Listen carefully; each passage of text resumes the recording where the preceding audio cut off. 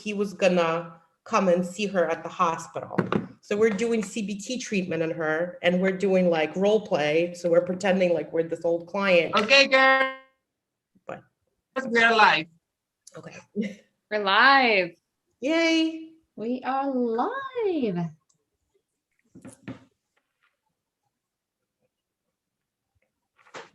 Shall we let everyone in? Yes.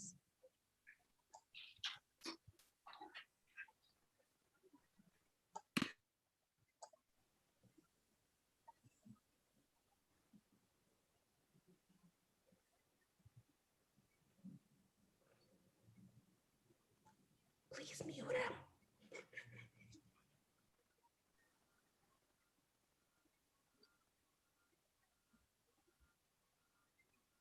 Dr. Cronin. Hello. Now I'm really confused. All the worlds are colliding. You know. All right, so we're live on YouTube. We will continue to let people in as they continue to request to join, but we'll just get started. So good morning, good afternoon, and good evening to all of you. Thank you for tuning in to Generation Change International's event, Abusive Power, What is Happening? So Generation Change International is a space created to encourage and empower the new voices of our generation with the goal of partnering with young activists, leaders, professionals, and human rights advocates from around the globe. Generation Change International envisions a world where all young human rights defenders are empowered, supported, and fearless in their advocacy work. My name is Hannah Burke. I am a MSW student studying at Monmouth University in New Jersey and a student representative for the International Federation of Social Workers. I'm truly honored to be moderating this event today, focused on such an incredibly important topic about what happens when power is abused and the resulting social injustice and human rights violations. We have a wonderful panel today featuring 3 amazing social work students who are going to discuss this issue within the context of their country of origin. So let's just jump right in. First, I would like to introduce you all to Shenae Osborn, who will be focusing her presentation on the United States. Shenae is the co-chair of Generation Change International and a fellow student representative for the IFSW. She's also an international award winner for her research and the presentation on the unseen abuses. She graduated with her bachelor's degree from the University of Southern California and then received a master's degree in health administration from Golden State University and is currently pursuing a master's degree in social work at Fordham University. She is also the founder of Dare Me to Speak, a website and movement dedicated to raising awareness on the unseen abuses that many women face. Take it away, Shenae. Thank you, Hannah. Wow, that was a great introduction. So unlike my other, the other discussants here today, I decided to do something a little bit more casual as far as how I was going to present myself, because when Carlos and I were talking as a co-chair of Generation Change, I thought, you know, we've got this amazing platform that we can speak on an international level. And I think one of the biggest things that we're seeing right now is this abuse of power. Although COVID-19 has brought us together in many ways, especially with technology aiding us, it has also created a huge division. And I think that a lot of governments have decided to increase their power over their citizens, which to me almost feels kind of like we're losing some of our human rights, to be honest, even just with the vaccines. I think eventually we're going to, unfortunately, end up finding ourselves unable to get a job unless you've been vaccinated, unable to travel unless you've been vaccinated. And we have this little card that we're going to be carrying around. So I think for me personally, as an international advocate, I feel that we're in a very dangerous place at this point. And so when I was speaking to Carlos about this, I said, you know, I have a story about the abuse of power that I have experienced, and it has unfortunately followed me all over the internet. And the things that we can and we can't control can be devastating.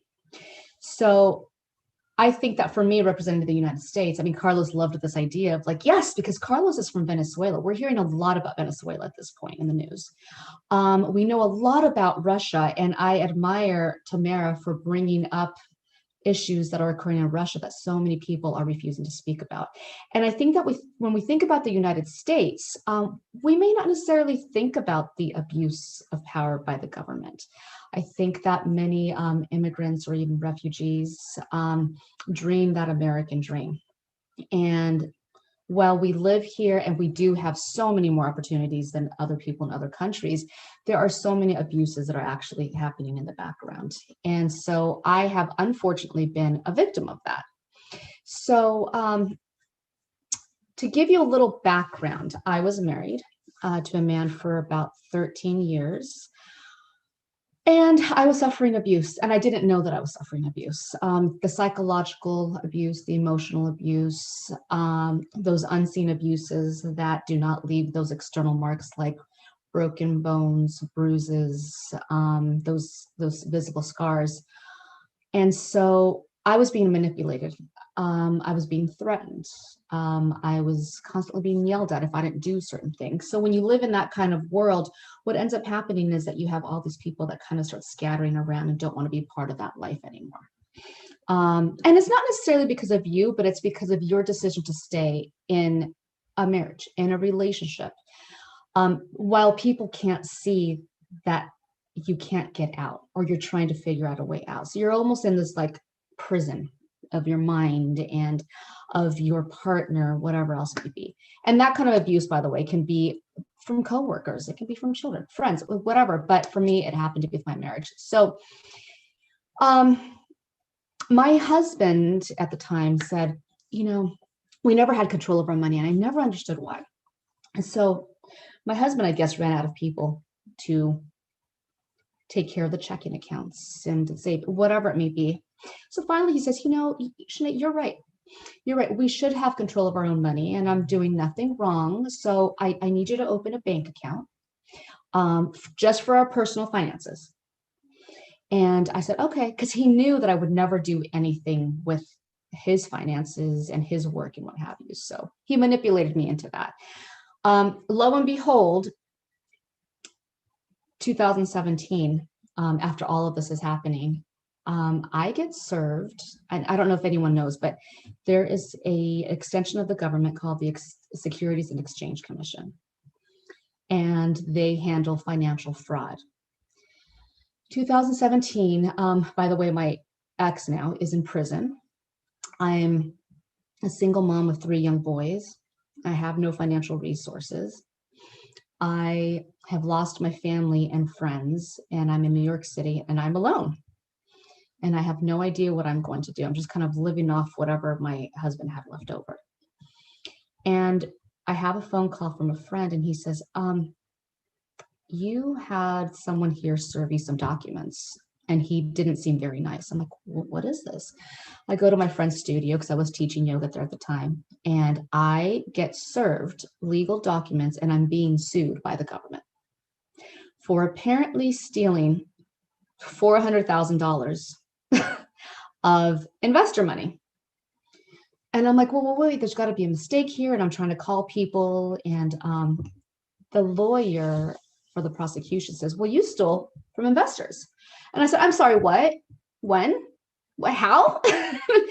And I said, there's got to be a mistake. I said, can you please take my emails? Can you please take my phone logs? Take whatever you want so you can see that I was not involved. But the problem was that I did open a bank account. Although what I knew of for that was very different from what my ex was doing, I also did not know that he was forging my name on documents. And it wasn't until about a year later that I finally had in handwriting, he says, oh yeah, I'm sorry that I forged your name. But it's that signature that got me sued by the government. Now, what happens to a single mom of 3 boys? And you know what? Let's leave that alone. I'm just a citizen of the United States being sued by the government. Unless you have financial resources to get you out of that mess, and I mean huge financial resources, you're not going to get out of a lawsuit with the government. And I didn't have the financial resources. The prosecuting attorney was bullying me. And he says, well, you better sign that or we're taking you to federal court. And I'm just sitting there like, oh my God, what am I going to do? What am I going to do? And so they says, well, you're going to have to sign a judgment for it. And it was over I think it's like $636,000. I'm like, oh my, how am I going to, but it was either that or be taken to federal court. So I said, fine, I'll sign it. Hopefully I can find a way out after. Now, had I been a celebrity with financial resources, if we look at the most recent story that I can think of is Lori Loughlin and a couple other celebrities where they paid off some people for the University of Southern California to get their kids on the crew team. She ended up doing, I think, 2 months in prison, paying a fine. Her husband, I think, did 5 months in prison. Any normal citizen would have done years in prison for that. So it just goes to show you how in this country, we have to sit there and rely on having money. There are a lot of innocent people that are in jail or that have judgments against them or that are suffering because they cannot get the resources and the help that they desperately need. So I found myself in that mess. I tried to contact pro bono attorneys. I tried contacting the Treasury Department, everything and anything that I could possibly do. But at the end of the day, no one is willing to help. So finally, one day, a friend of mine says, I feel really, really bad for you. You have proof that you didn't do it. And so we're kind of going back and forth. And she was really sweet. She says, well, I know somebody that, if anything, can give you advice. I said, great. So I ended up being connected to a professor from Yeshiva University who happened to, at one point, be a defendant attorney for the SEC. She was also a prosecuting attorney for the SEC, and now she's a professor. So we're talking, she goes, well, you were right to sign the document. I said, but I didn't do anything wrong. And I offered all my resources so that I could prove that. She says it wouldn't have mattered had you gone to federal court. Number one, you're a woman. Federal court is more difficult when financial fraud on women. So there you have, like, gender racism, if you want. And she says, and number two, all they want is another check mark for their win, the government win. They don't care that you're suffering. They don't care that you can't pay it back. They don't care. That interest is going to accrue. So I was told by someone that represented both sides of this type of fraud that I would have had no chance of winning whether or not I tried to beat it. And that was very frustrating for me, because for me, that means that at this point right now, even though I continue to have that burden on my mind and try to figure out what I'm going to do, at this point, the IRS takes my tax refund, money that could be given to my children for me to live off of. And once I obtain a job, they will take 15% of my wages pretty much for the rest of my life. And this is something that it's not just me that's going through this. And I'm glad to see that Dr. Cronin's here, because Dr. Cronin and I have spoken about this before. And I don't know if you remember Dr. Cronin, but he said, well, I've seen this before, and it's not necessarily you.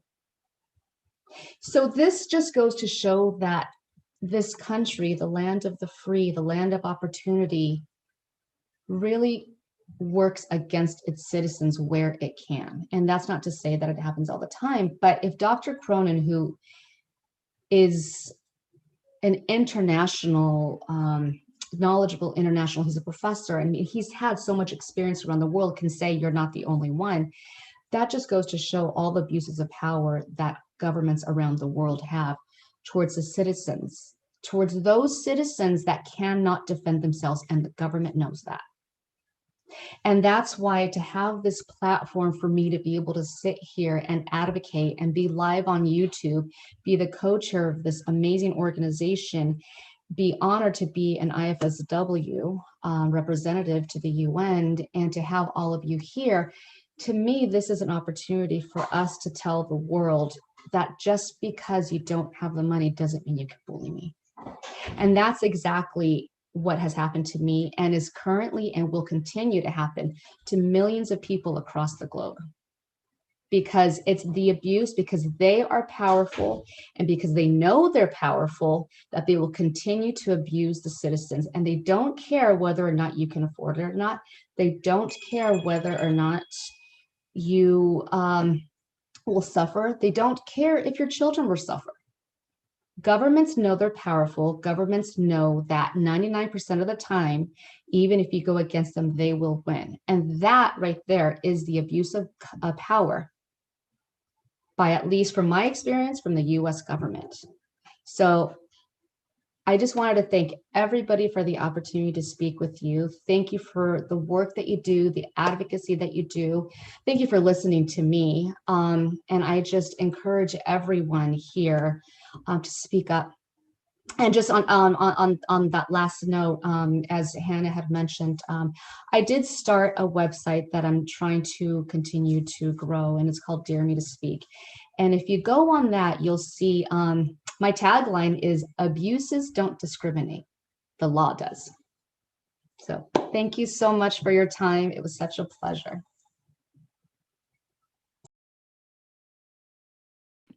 Wow. Thank you, Shenae. Thank you for sharing your story and for being so brave and so resilient. That you made a lot of wonderful points there. And I love hearing you speak.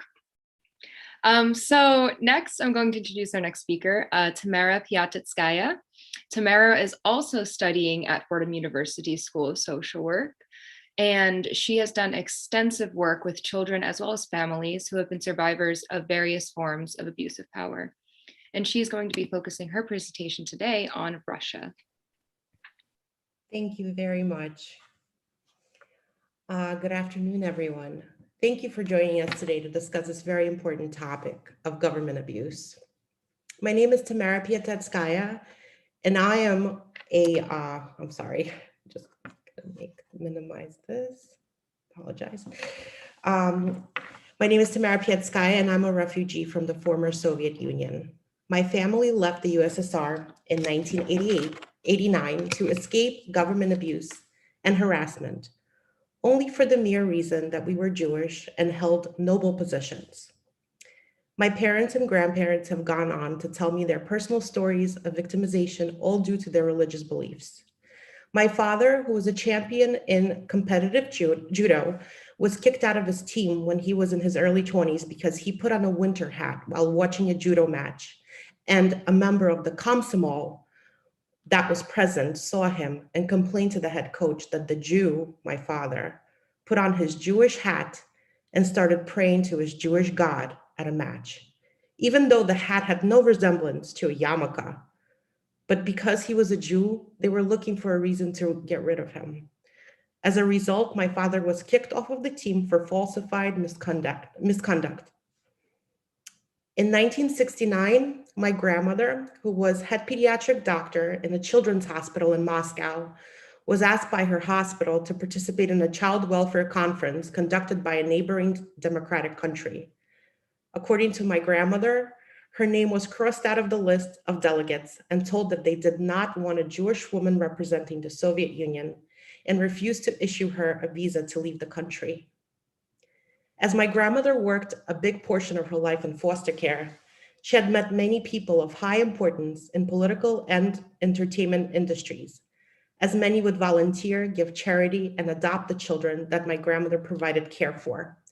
One of the most memorable people that my grandmother had the pleasure of knowing was Valeria Nevada and her family, as the mother of Nevada was a pediatric doctor and was a close friend of my grandmother. Next slide, please.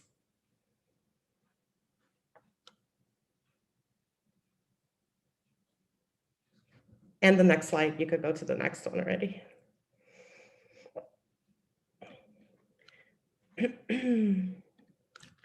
Valeria Nevada was a famous Soviet dissident, human rights activist, oppositional politician, publicist, journalist, poet, and writer. She was the founder of the Democratic Union and Western Choice oppositional political parties, Since her early years, Valeria Nevada fearlessly began her oppositional battle against Soviet government abuse and propaganda by spreading the ideas of liberalism and anti-communism. On many occasions, Nevada was the victim of repression by the Russian government.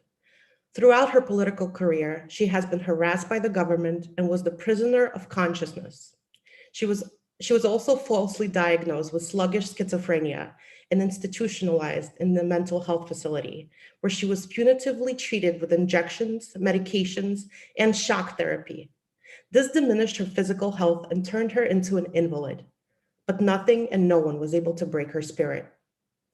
In 2014, Nevada suddenly died at the age of 64. According to the official version of what was reported by government-controlled media, her cause of death was toxic shock syndrome. However, according to close friends and family, the cause of her death is still not confirmed and was not an accident. It is very highly suspected that she was poisoned by the Russian government.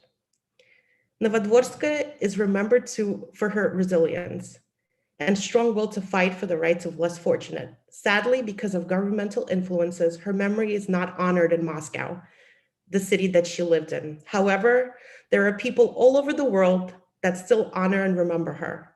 There's even a street that was named in her honor in Lutsk, Ukraine, and people to this day still read her published literature on government abuse. Next slide, please. Another very controversial person that has been the victim of Russian government abuse is someone that many of you may know and have heard of, as his name is Alexei Navalny. Navalny is a Russian opposition leader, lawyer, anti-corruption activist, and the main opponent to Russian President Vladimir Putin. Navalny's use of social media channels such as YouTube and Twitter has gained millions of followers worldwide and have helped him spread his government-forbidden messages. Even Time magazine has reported Navalny to be one of the most influential people in the world today. In 2008, Navalny became known to the general public when he published the proofs of embezzlement of funds by Russia's major state corporations. In 2011, Alexei Navalny created the Anti-Corruption Foundation, the ACF, the largest independent public anti-corruption organization in the country. ACF drafted bills against corruption and officials, abuse of authority, published investigations and documented revealing the truth about the illicit enrichment in deputies and ministers. Thanks to ACF's work, millions of Russians have learned the truth about the scale of abuse of power and theft in the ruling circles.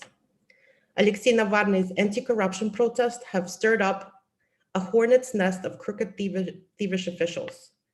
The government responded through proven methods: propaganda, mudsliding, and planted TV reports that declared Navalny a public enemy. This didn't stop him, so the officials started to frame up criminal cases against him.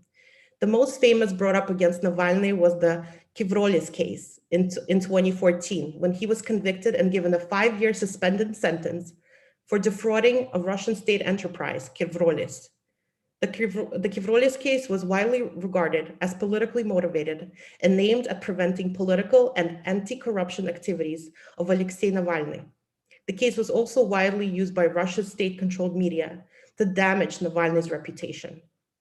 The government continuously put pressure on Navalny and his family. His younger brother was arrested on a false charge. Alexei's apartment was searched multiple times. He has spent over a year under house arrest. But Navalny has said many times nothing can stop him from fighting for people's freedom. Alexei Navalny and ACF took the fight against corruption to a new level by developing and launching a non-governmental legislative initiative of ratification by Russia of Article 20 of the UN Convention Against Corruption, which forbids illicit enrichment. The essence of this article is established compulsory control not only over the officials' income, but over their expenses as well.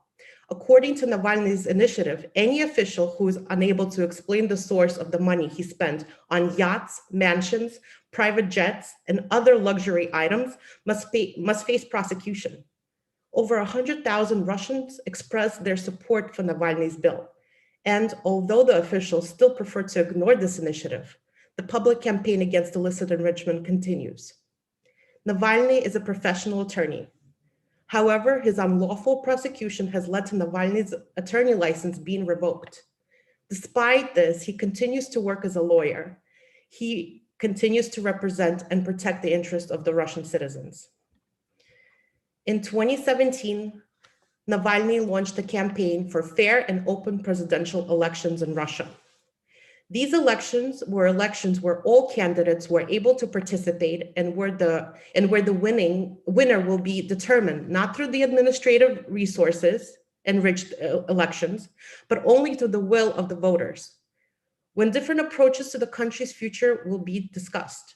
Shortly after, Navalny nominated himself and wanted to present his program of Russia's development. He was ready to defend it in a fair and equal debate with any opponent. Navalny and ACF published an investigation documentary called Don't Call Him Dimon about the secret empire of the Prime Minister Dmitry Medvedev. It contains proof that the head of the government at the time and his trustees have created a corrupt network of charity foundations that received billions of rubles from oligarchs. This money was used to buy yachts and build residences, villas and vineyards. This documentary was watched by over 25 million Russians. On March 26th, protests took place in 84 Russian cities. The protesters demanded an official reaction to Navalny's investigation from the government. On December 24th, voter gatherings took place in 20 cities. At these gatherings, people nominated Navalny as president candidate. On December 25th, the Central Electoral Commission refused to register Navalny as a president candidate. The formal reason for that was the previous conviction on the fabricated Kivroya case. This decision was politically motivated and contradicted the Constitution. Navalny's HQ appealed against it to the Supreme Court, but the decision was not overturned. Immediately after the court session, Navalny declared a voter strike, an ongoing act of civil protest against the cheating at the elections. In August 2020, Navalny was hospitalized in serious condition after he was poisoned with a Novichok nerve agent, which is a chemical weapon that could only be administered by a government official. Navalny accused Putin of being responsible for his poisoning, but a government investigation by Russia falsely implicated agents from the Federal Security Service in his poisoning. The EU, UK, and US responded by imposing sanctions on senior Russian officials. On January 17th, 2021, he was detained on an accusation of violating parole conditions imposed as a result of his 2014 conviction because he had failed to report to Russia's Federal Prison Service twice per month during his illness, which was the result of the poisoning. Following his arrest, the documentary Putin's Palace was released. This documentary accused and showed proof of Russia's President Putin being part of major corruption and theft. This resulted in mass protests against Putin. On February 2nd, Navalny's suspended sentence was replaced with a prison sentence. This meant that he will spend over 2.5 years in a corrective labor colony. Russian human rights groups have accused Russian authorities of using torture against him, as his health significantly deteriorated. On March 31st, Navalny went on a hunger strike in prison to protest the prison's refusal to let competent doctors visit when he began to experience severe back pain and loss of feeling in his legs. Russia's state penitentiary service had falsely said that Navalny was receiving all the medical help he needs.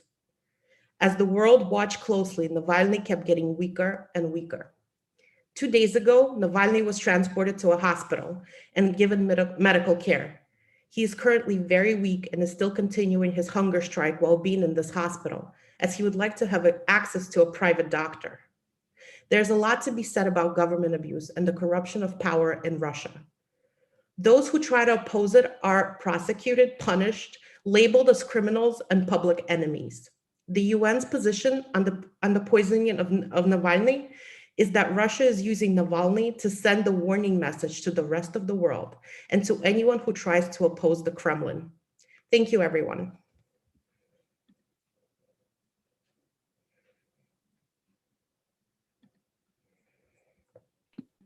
Thank you so much, Tamara, for that presentation. I really appreciate it.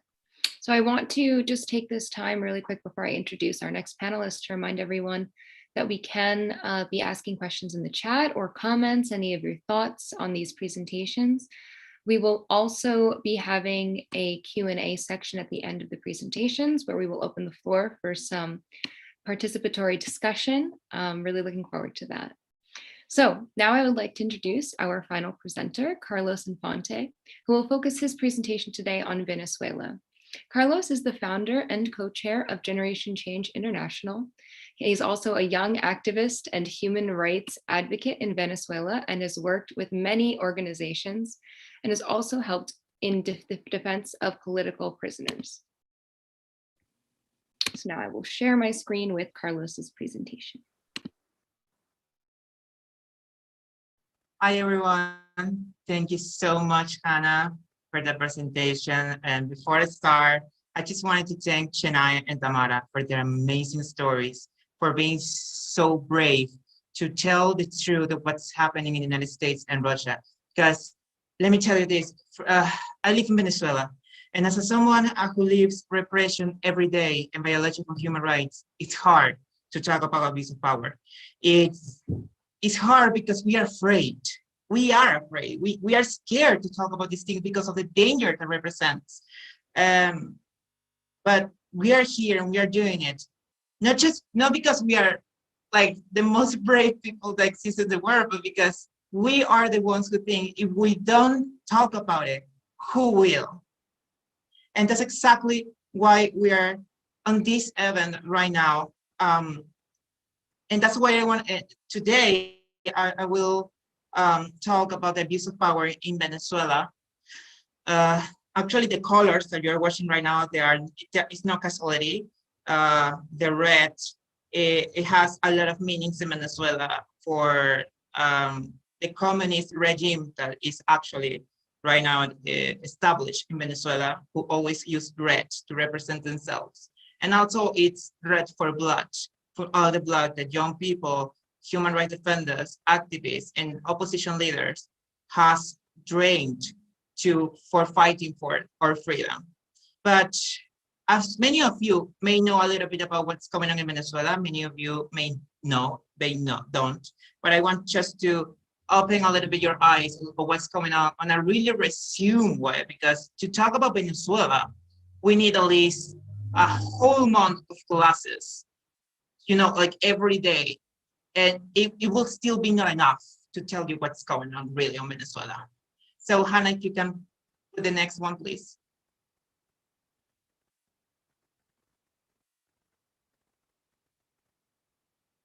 Okay, so welcome to Venezuela, a country with beautiful image and beautiful things like Angels Falls of the state of Bolivar in Amazonas.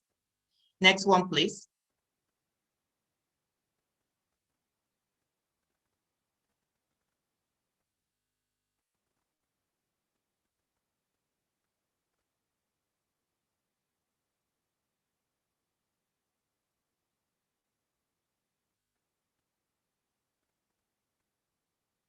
With beautiful image and beautiful resources, Venezuela is one of the most beautiful countries to travel to, and actually also to live, if it wasn't because of the actual situation. Next one, please. Venezuela is recognized by being a country of beautiful gardens and nature and wildlife and indigenous people that still live their culture, like, with no modern things to compare with.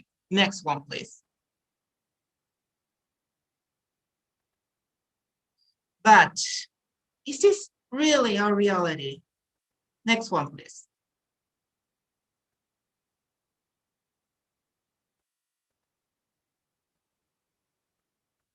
Unfortunately, the answer is no. Even though we have beautiful things to show, this is a reality. As you can see, my fellows are eating from the trash because they don't have the resources to actually buy food. They don't have the resources to actually get a dignified job, to win money, to buy food or medicines or pay schools or universities. These people who you are seeing here are human beings that, because of the abusive power that we live in Venezuela, has to seek or search their food on the trash because they have no other option but to starve to death or to look food into the trash of their communities. And this happens everywhere in Venezuela. More than 80% of the population is actually poor. And the 75% of that population is in extreme poverty. And when I talk about extreme poverty, I'm talking about they win at least $1 per month. So a human being, a Venezuelan, has to survive a whole month with $1. I would challenge any of you to survive with $1. And then you can tell me if you can live like that for more than 20 years. Next one, please.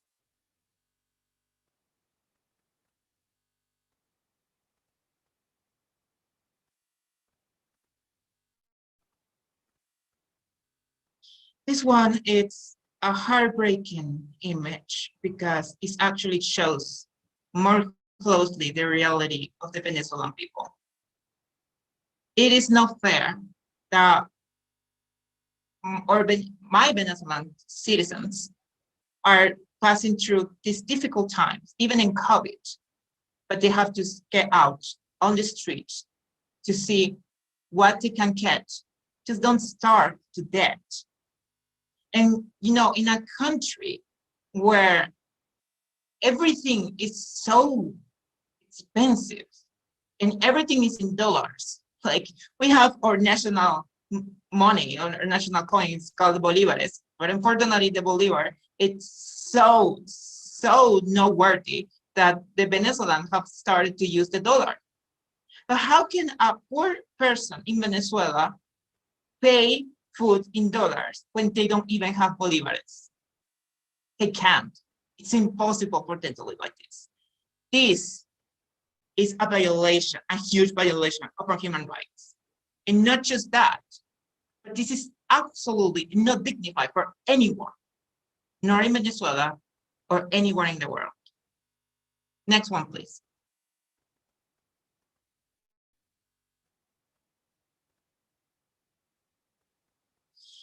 This is a family. This is a case that I got the last year. We were just 3 months after the regime named the quarantine in Venezuela.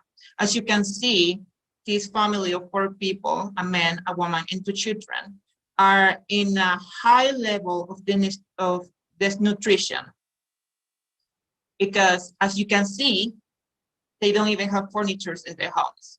They just have a little room with 1 little bed, with a few shoes, a few clothes, and a few materials to cook something.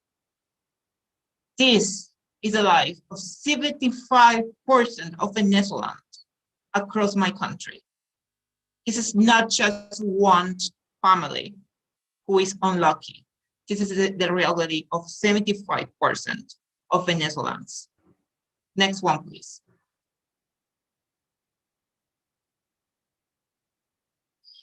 And you may say, because a lot of people ask us, well, why did you do something about it? Why didn't you stop it? Why did you go on the streets and fight the communist regime? Many of those people who ask us that are people from countries who doesn't want more Venezuelans. So we not only have to face that our human rights are violated every day, but we also have to face xenophobic. or xenophobia. So why don't you do something about it? That's actually more than say, how can I help you to support your work on defending Venezuelan human rights? What they ask is, why don't you do something about it? And I will tell you why. Next one, please.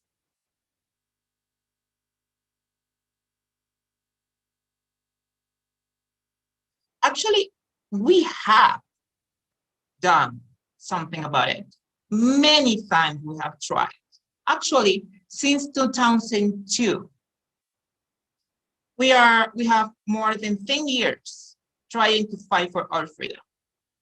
10 years where thousands of Venezuelans, thousands of young people mostly, has been kidnapped, tortured, or assassinated. In 2002, the Venezuelan people tried and almost win that in that time president Hugo Chavez Frias was left out of the presidency. Unfortunately, it didn't work out. Chavez came back to the presidency, and here we are, with more than 70% of extreme poverty on our population. But these are my brothers and sisters from Venezuela going out to the streets, defending their rights, defending their freedom, defending their country. And we have tried many, many, many times in many ways, not just pacific protest, but also democratic ways to get out of this mess. Unfortunately, when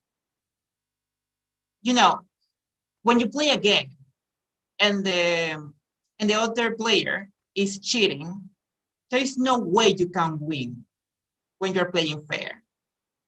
Next one, please.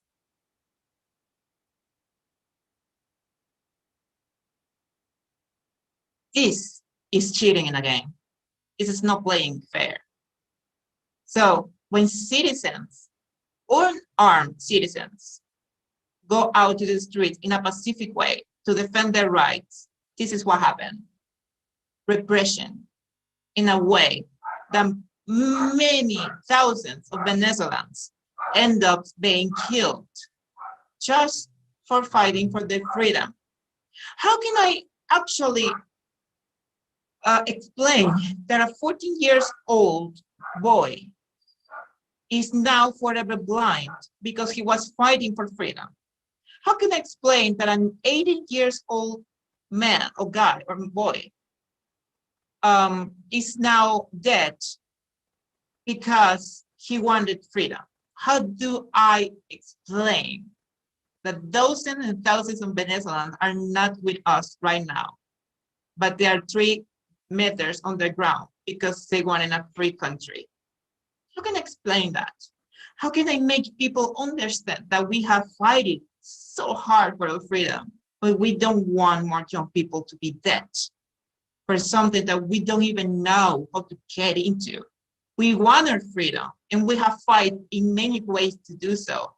But unfortunately, in more than 10 years of fighting and more than 20 years on a communist regime, how do you do it? How can we get freedom? Next one, please.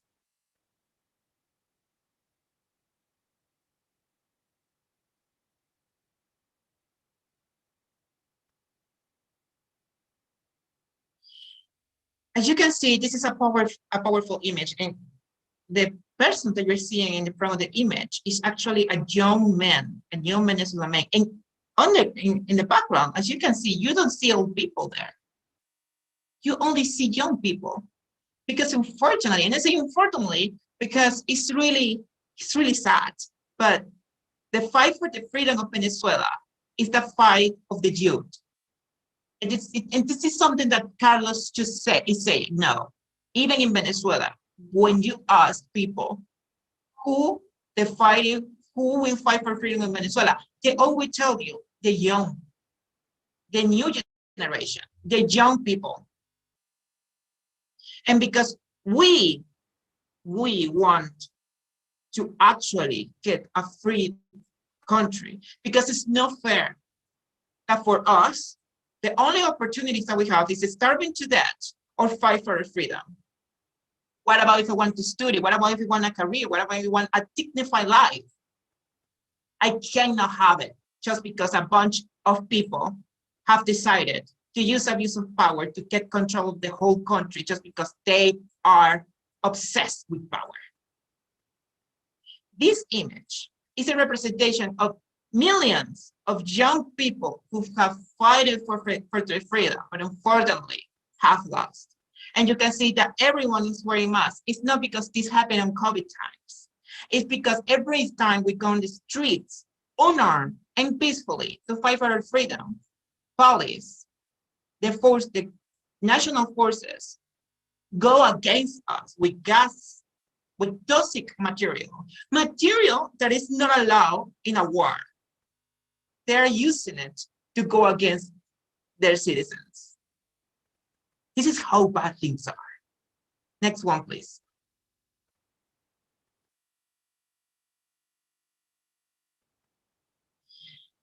Here, this is also a heartbroken image. As you can see, the man who is in the picture holding another man with blood in him, that young man is dead, and he is being killed because he was fighting for his freedom. This photo was taken while they were trying to get him to a hospital or to somewhere to help him, but he was already dead when he was in a motorcycle. And again, as you can see in the background, there are just young people there. Just young people fighting for freedom because, you know, older people in Venezuela already know what democracy is. They have lived democracy. They have lived a country with human rights and dignified lives. My generation hasn't had that opportunity, that privilege of living in democracy. We don't know what democracy is. We don't know of what voting and that our votes matter is. We don't know about having opportunities and have opportunities in decision making. We don't know that. We only know that our lives has been wasted because we don't have a dignified life in Venezuela. The only thing we know is that my youth is on the trash, because when I must have lived you know, a normal young life or a normal teen life, going to parties, having friends, talking about music and movies, and just enjoying my young years. I couldn't do that because I was too worried, and I should be talking about music, movie. I was talking about politics. So be going to parties, I was going to Pacific protests. When I should have been reading a book, I was reading the news. That's not normal for a young man or a young woman. That's normal. That's how the abuse of power in Venezuela has stolen our young years of my generation. Next one, please.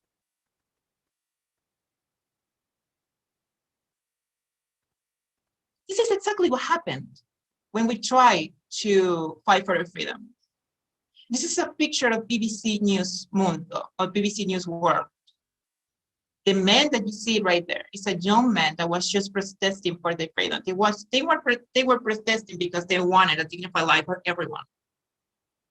And just because of that, he's being held like if he's kind of a terrorist or a huge criminal in Venezuela. Because that's actually what criminal means to the regime in Venezuela, being a young person who fights for its freedom. And you may say, well, he's just going to jail and then he's going to be released. No, there are still young people that are in jail from 2014 till now. Why?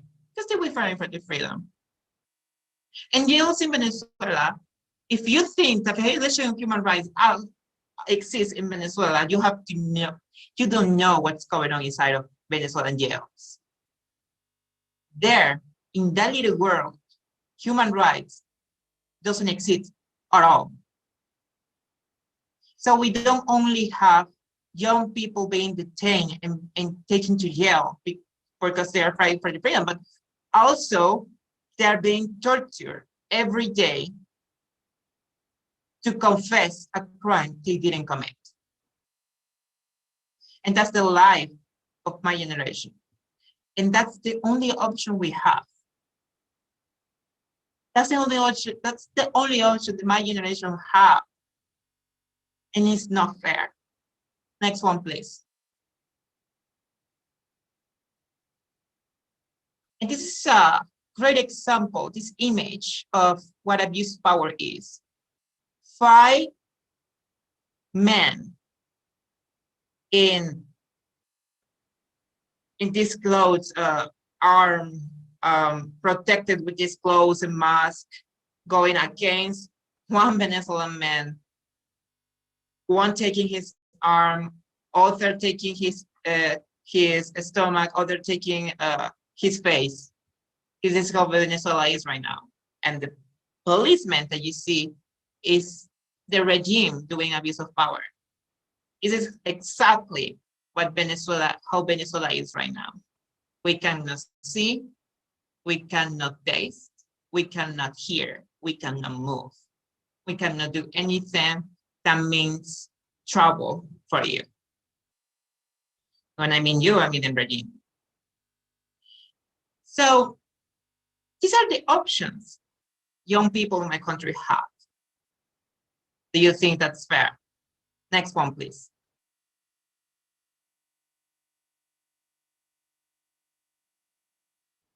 This is another powerful image, to be honest.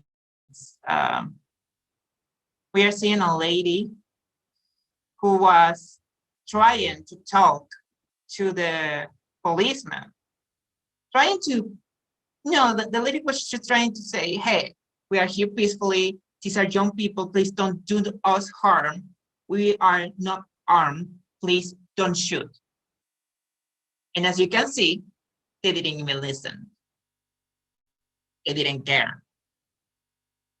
Because their work is to oppress and to repress the protest. It doesn't matter if we are fighting for your freedom too, because it's their work. And they don't care actually to protect the citizens. They protect their own jobs and they protect the group of people who are right now in the leadership cycle of the regime. As they were, not us, but them. Next one, please.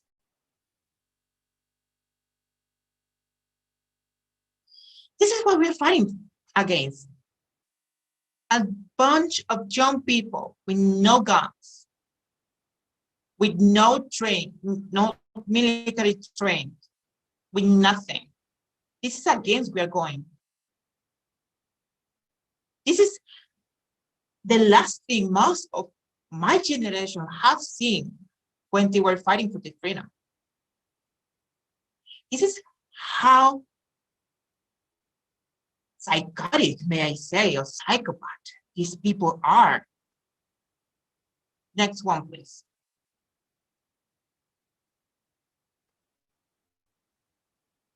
And you may think, oh my God, Carlos, how can you survive all of this? How can you do that? How can you live in a country like that? Next one, please.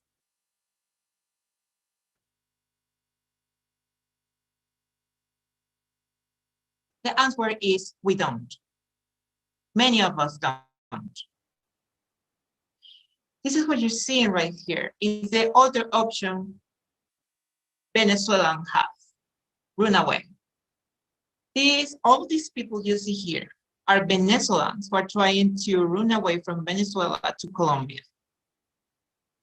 This is the reality we're living right now. We have more than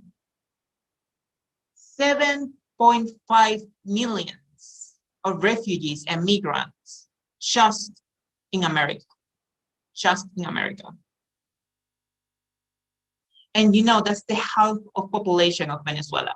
almost a half, almost a half. So something really wrong has to be happening in Venezuela for a lot of Venezuelans trying to run away from their countries. Next one, please.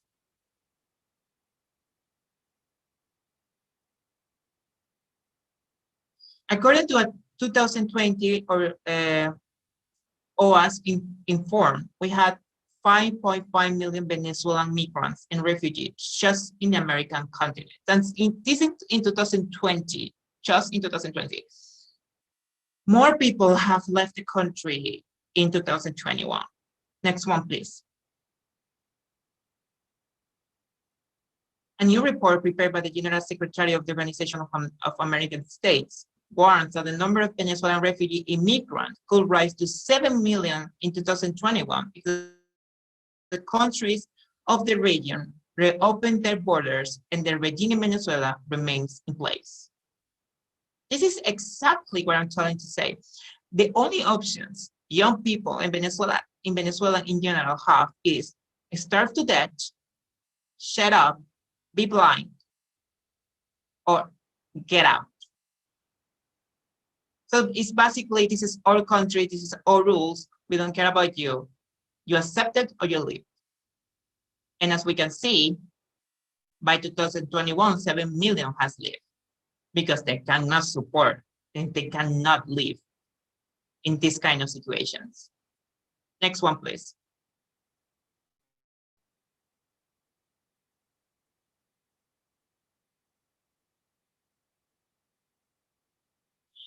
Now, if you think that the social crisis, economic crisis, it's bad, think again when we go to the economic crisis.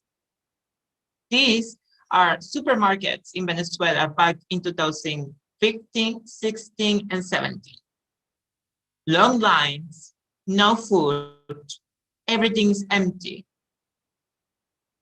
People were starving.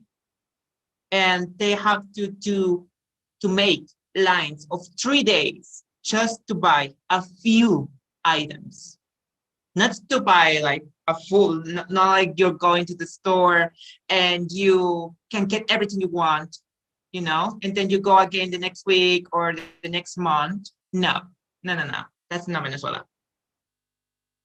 You don't know what it is to be 3 days in a line to buy 3 items of food, just 3, because you could not buy what you want. You can buy what the government tells you to buy. So even to buy food, you needed a permission back in 2015, 16, and 17. And this was the reality of many Venezuelans. And a point that people were starting to die from desnutrition. Like we see everyday news about a family dying because of hunger. That is the reality of Venezuela. This is exactly what the abuse of power is. The government controls everything for the citizens. What they buy, what they see, what they hear, how they live, why they live, where they live. All of that is controlled by the government. That's abuse of power for all of you. I present it to you if you don't know that. This is abuse of power in Venezuela. Next one, please.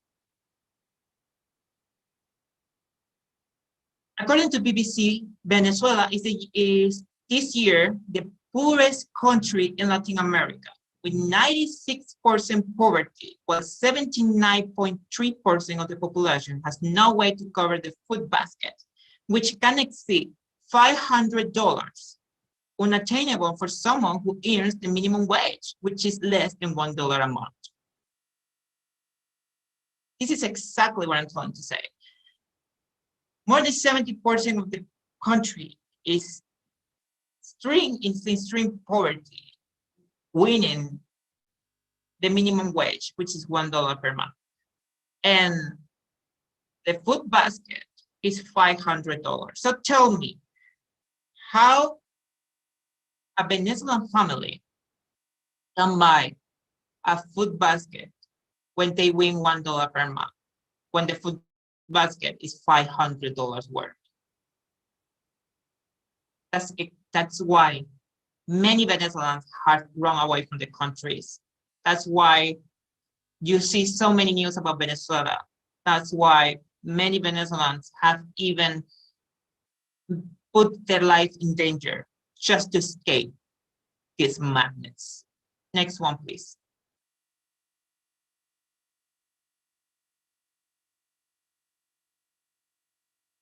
Now, this is, as I tell, the control of abuse of power in Venezuela is even on the food. They have created this kind of thing, this box that the government decides what's in it, what food is in it for you and your family.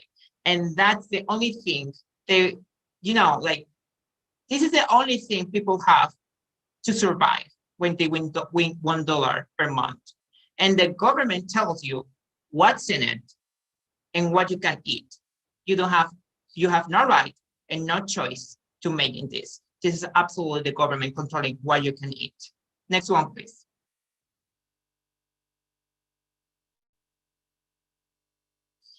So this is Venezuela for you all. And I'm sorry, there's a lot more to say. There is a lot more to explain. There is a lot more to talk. But unfortunately, the time isn't enough. And as I told you, we need like a month full of classes just to tell you what's going on in Venezuela.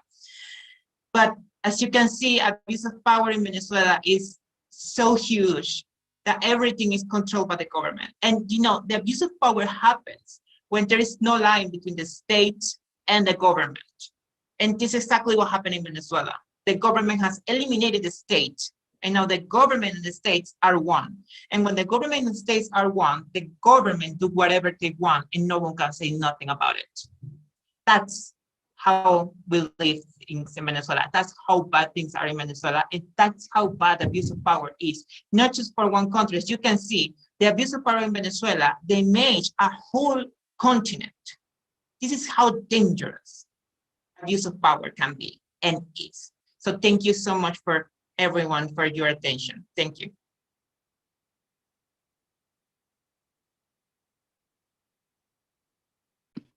Wow. Thank you, Carlos, for that presentation. That was really impactful. So now we're going to open up our Q&A portion of the chat. I see we already have a participant with their hand raised. So Dr. Cronin, go ahead and ask your question for our panelists. Yes, this one is for everyone. Was amazing. Thank you for giving, unfortunately, real life examples of, I think this is the tip of the iceberg, just what we're hearing about today. But specifically, Carlos, I'm understanding that Venezuela is an oil-producing country, which I guess is a company, yeah. And do you have any idea how much money is brought in from the sale of that, and that even makes the picture even more daunting that you presented? Wow, that's a very good question, Dr. Cronin. And actually, yes, Venezuela is an oil exporter country. Actually, Venezuela lives from that is only exporting that from 2000. From the year 2000 to 2018. And actually, when we see that the oil price were going high, to the highest in history, the government of Hugo Chavez were actually just depending on the oil exportation from 2000 to 2010 or 12. So actually, in that decade of high point of prices for oil, actually Venezuela had trillions of dollars in benefits. I mean, trillions of dollars. And it can even be more. Unfortunately, the corruption that lives in Venezuela is so high that that money went up to the pockets of the government, of the ministers, of the president of PDFC, PDVSA. I don't know. I will put it here in the chat because I don't know how to spell it in English. That's the PDVSA, that's the company that the country have to export oil. And actually, I'm seeing here that Venezuela received around $325 billion through oil production between 1998 and 2008. That's when Chavez arrived. And you know, all the money was supposedly to be inverted to be on those hospitals, schools, homes, you know, for the people. But what you see here in Venezuela is that when they started to boil up a hospital, they don't finish it. They pay for the whole hospital to be boiled, but they don't finish it. So when you waste, for example, $5 million to boil a hospital and you don't finish it, it's because from those $5 million, you just pay $1 million to boil it, and $4 million are disappeared. And that's exactly what happened in that decade of oil producing and exporting. The government, the ministers, the congressmen and women, everyone involved inside the regime has taken part of the benefits from the oil. And that's why Venezuela right now is in an economic crisis. There is no money left to store, but there is also no money left for the citizens. Thank you so much, Dr. Crony, for your amazing question. Thank you for the question, Dr. Cronin. Thank you, Carlos, for that answer. So once again, everybody can use the chat, or they can use the raise hand function if you'd like to verbally ask your question, as Dr. Cronin did. I have a question for the panelists myself. So, and I'm going to open this to all of you. As I was listening to the presentations and within the context and thinking of human rights, I began to think about this and think about our world as a global community, and thinking about what are the responsibilities that nations have to each other in the face of abuse of power. So thinking about how can one country intervene, or should they intervene, or try and do anything for another country that is facing abuse of power. I know that as someone who lives in the US, that's something that the United States has tried to do when it comes to threats to democracy globally. And our country, there are plenty of praise as well as criticisms for those interventions. And some may even say it's a bit hypocritical. From Shenae's presentation, we know that the United States is not invulnerable to abuse of power. We have it happening here as well. So I'm curious about your thoughts about what is and or even is there a responsibility that nations have to one another? I'd like to just, I don't know that I can give the best answer for this, but I do want to know that I think that when we're looking at the 2030 Sustainable Development Goals, that it is, as SDG number 17 tells you, partnership for the goals. So in one sense, I do think that it's all about teamwork and working together and trying to accomplish those goals, especially as humans. The color of our skin, our gender, that doesn't make us not human. We all should be there for each other. We should all protect each other. However, with that being said, I think that we need to strengthen our own countries first before we can help others. It's kind of like when they tell us in social work, self-care. If you can't take care of yourself, you can't take care of your client, or, so I think that there is, it's not a very easy answer, at least for me to give, because I think that we have so much work to do here. I think that Russia, every country that you look at is going through something. What Venezuela is going through, and other countries in the world like Africa, it's one form of abuse. What the US has, it's another form, but nevertheless, it's an abuse that is affecting citizens, especially those with lack of resources. So I think if we can at least strengthen within our own countries, it gives us, like the social workers that we have here and participants, it gives us more knowledge and skills to be able to help others.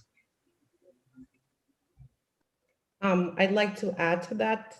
I think that in the world that we live in today, given that we have access to the internet platform and we can contact each other using just that, we should definitely help other countries in that way. However, talking about Russia and just the amount of fear that's in this country right now, citizens are afraid because there are these massive public figures that are being given as an example. And there's no fear of even hiding the fact that the government is corrupt. They're actually showing, they're putting this in your face and they don't care how anybody feels. It's like if you oppose them, they don't care. So we should use our platform, social media, to educate other countries. However, I don't think it's possible to really interfere with the government, given the example that I was giving, because of what's going on in that country right now. I will add to that that there is a method that was created by the United Nations after like maybe 10 years after the Second World War, maybe 10, 15 years. It's called responsibility to protect. Unfortunately, it's a method that is really, really old. And it's only for countries who are in war, or who have, who are in war with other countries, who have conflicts, internal conflicts with army groups. But actually the responsibility to protect is a tool, an international tool created by the United Nations to protect people from these disasters. You know, while we are living in Venezuela, for example, is equal to a country in conflict, in armed conflict or in war. So what the responsibility to protect means is that the United Nations have the responsibility to act within that country to protect the people, to protect the human rights, to protect the dignity of life. Unfortunately, we have to understand that the United Nations is a political space. And in the RTP, it's not just a decision of the General Secretary, but it's a decision of the nations. So, you know, when, for example, one of the Venezuela's biggest supporters is Russia and China, two permanent representatives of the United Nations. So when you have these two powerful monsters saying Venezuela doesn't need an RTP because they're living in a democracy, that's how bad things are. But there are tools that we can use to actually protect people and to actually get into those countries and protect human rights and protect the dignified life. The problem is political. It's actually political because the United Nations needs the permission of the permanent representative to can activate the RTP. That's unfortunately, but there are tools like the RTP too that we can use.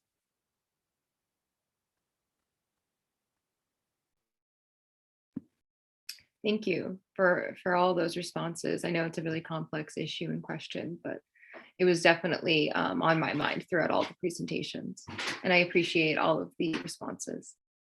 So I believe Dr. Elaine Congress has a question for our discussants now. Dr. Congress, if you'd like to unmute yourself. All right. Okay, well, this is a wonderful presentation. I mean, it's such an important theme, abuses of power. And Carlos, you kind of anticipated what I was going to say. What can the UN do? And I guess the UN made some people, attempt, but it really didn't go far enough. And I mean, and I understand there's a lot of problems with Russia and China having so much power at the UN. But going forth from this day on, what could the UN do? What would you like to see the UN do? What can they do to kind of, I don't know. I mean, this is really a kind of a crisis situation, and we're kind of hopefully, ending COVID, but there's still so many problems, and there's such unrest around the world, and so much division between people. So in some ways, it's the worst of time, but maybe it's the best of time because there's more opportunity, because there's these terrible examples here of people who have had their human rights, denied and really just aren't able to survive. So anyway, I leave it to I posed that question. I asked the young people, especially in terms of kind of moving it forward. What can we do? How can we get the UN to act in a different way?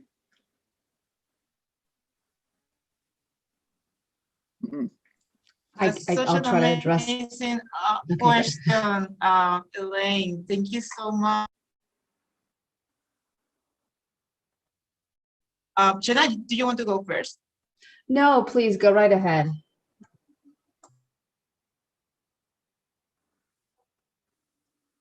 Oh, well, I thought the question is so brilliant and so good and so important because, the United Nations can do way more things that they're doing right now. And that's because, let's face it, the United Nations has been created to actually unite the nations after World War II, which means we need a little bit more of modernization of the United Nations right now. And that means that, that stop, the fact that just a few countries have actually a total power to decide what can they do and what they cannot do, and also because there are problems that the United Nations cannot act of its own. So when we talk about these political problems inside the UN, then we know that the problem is actually political. Yes, the United Nations gives the spaces for civil society to come and participate and to keep the words, but at the end, who decision is to make? Nations, representatives, politics. So it's like we can talk about what's going on, and organizations in Venezuela has gone to the United Nations thousands of times to talk about what's going on in Venezuela, and unfortunately, the United Nations has not taken an actual place or decision basis on what is happening in Venezuela. They're trying to be neutral in Venezuela's case, but you cannot be neutral when human rights are being violated every day. You cannot be neutral when people are dying. You cannot be neutral when people are running away from their countries. So what we need is for the people who is inside the United Nations to push forward what's happening in this country, like be open to have meetings with people from Venezuela who are working in Venezuela, be open to have meetings with people from Russia, be open to have meetings with people from countries in conflicts, like it doesn't have to be me who have to go to the United Nations to talk face to face to the General Secretary. It can be anyone, but you need to listen. You need to be open to actually listen, to read, to investigate, to know what's going on, to really know what's going on. And I think one of the most important things that the United Nations can do is that actually to open a door for decision making, not for hearing, but decision making. That's exactly what we need right now, because you already have open doors for hearings. We need decision making.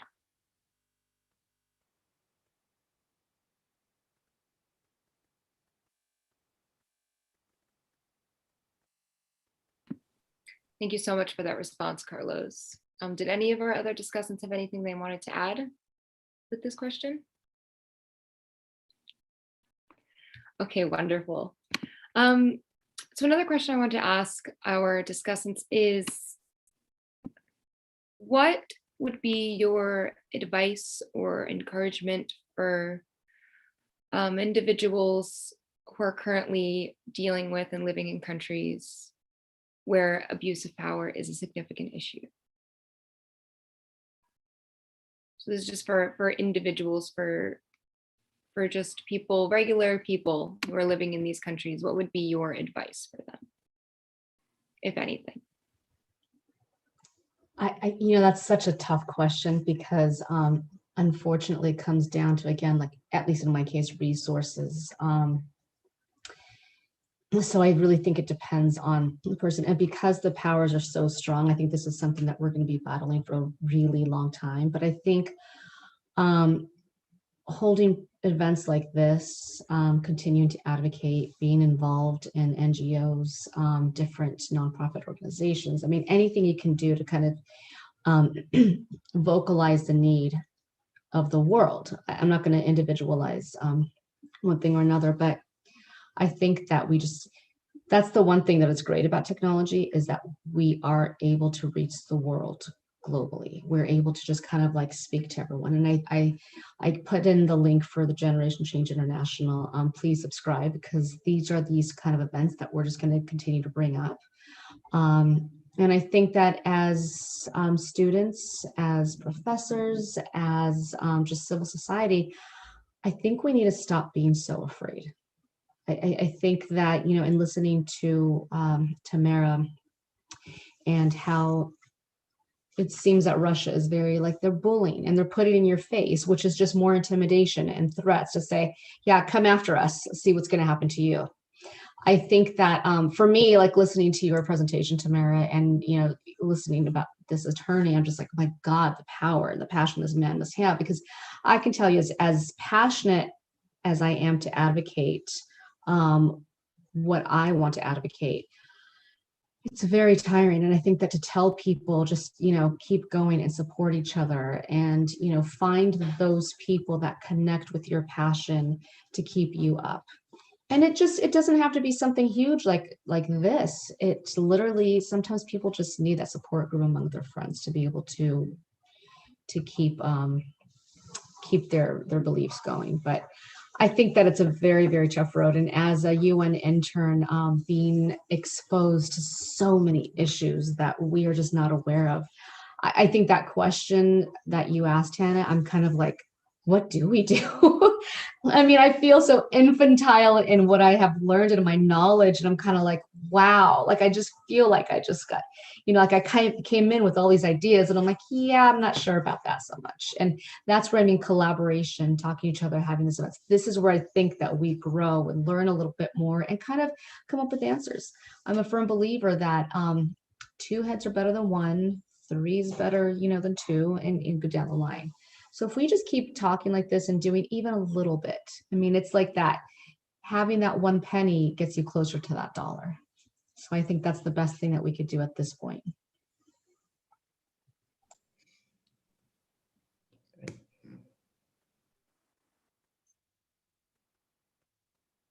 No, Tamara, please go ahead. Okay, I'm going to be quick, and I'm just going to follow up with what Shenae was saying about, well, like I said, Russia is a very tough one as an example, because it's so hard to speak your truth amongst people who will destroy you for it if you say the wrong word. But I think with the power of social media and internet, being anonymous is something that could be a factor to protect these people.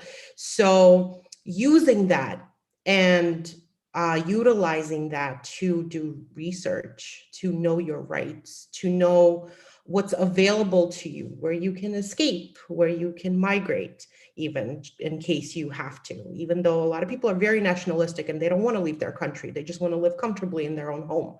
But it should be an option. So to do that, I think that would be the first step, just to know what your options are and to be able to do that research anonymously. So that would be my advice.